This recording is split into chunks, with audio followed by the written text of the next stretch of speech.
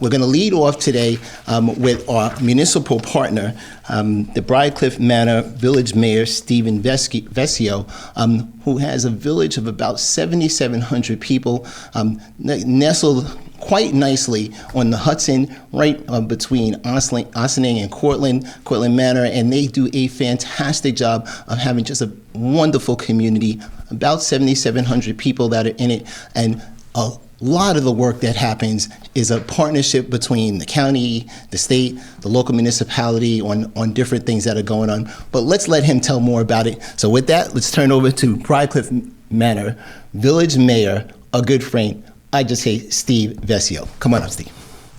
Thank you. Thank you. Thank you, County Executive, for having me here today to update everybody a little bit on what's happening in Briarcliff Manor. Also, congratulations on your new position. And Richard Wishney, I'd also like to congratulate you as Deputy County Executive, as well as all the others who have taken new positions. We're really lucky to have such a great team in place, and the partnership is proving results daily and moving Westchester forward. For a little village like Briarcliff, we actually have quite a bit going on right now.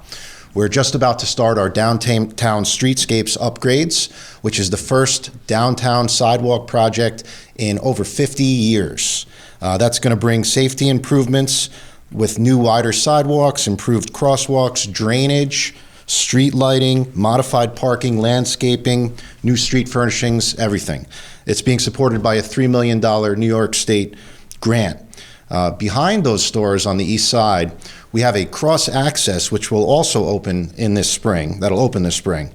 That connects the stores and the parking areas behind, which will allow for safer and more efficient traffic flow in our downtown. It also opens up several new parking opportunities behind the stores. This was decades in the making. As people went through site plan approval, the village was able to acquire easements.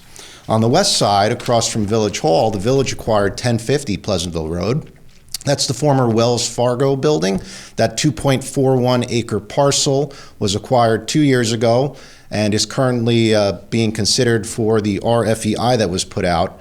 And it's anticipated that a developer will be selected in the coming months, and there'll be an announcement with our recently formed Local Development Corporation and the Board of Trustees.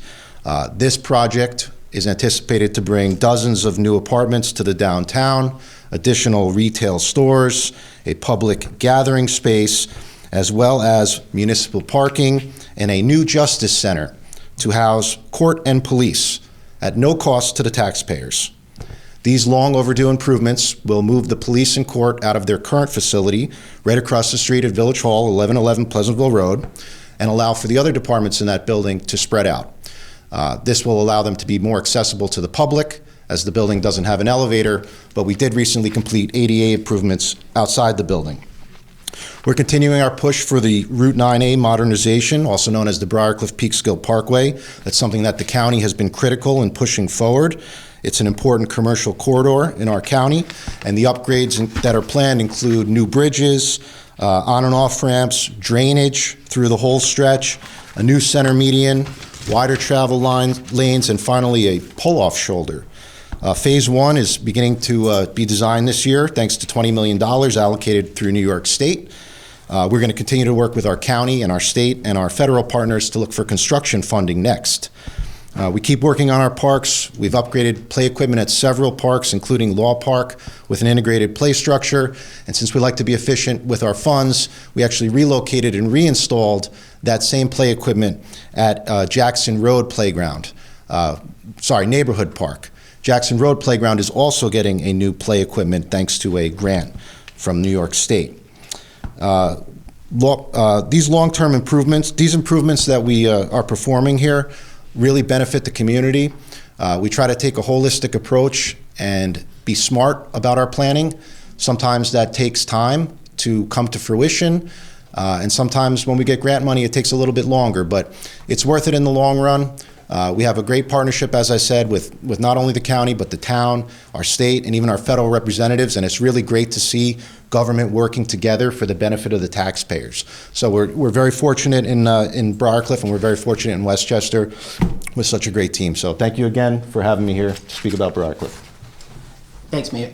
Stay up a second, Mayor. So Mayor Steve Vescio from Briarcliff Manor talked about all the great work that the village has been doing, again, with the partnership between the county, but also with the state representatives, both with Senator Pete Harcum and with Assemblymember Dana Levenberg, and certainly going up and down with federal partners, as well as the governor and the governor's office, making sure these things happen. But we, together with Westchester County and Briarcliff, worked through approving a $1.2 million bond act for a intermunicipal agreement with the village of Briarcliff Manor, paving the way for that $2.4 million flood mitigation project at Law Memorial Park, which the mayor just referenced as far as new equipment that's happening in the park. This initiative marks the county's continued efforts to address the challenges posed by the extreme weather. Some of you may recall that when last year we had some tremendous storms come through, and this was another example that showed the need to continue on the project. It didn't start the thinking, as course, because of the leadership of Mayor Vescio and his entire team in Briarcliff didn't just start then, but again, it was echoing and showing how important it is for us to address these flooding issues around Westchester County. These planned improvements include upgrading 2 portions of the park's basin, installing advanced drainage along Pine Road to curb overland runoff, and creating an additional outflow from the park's pond to alleviate recurring flooding. Mayor, if you want to talk some more about that, love to have you. Sure. It's a critically important basin in the village. It connects to our downtown. Not only do we have a playground there, we also have our municipal pool.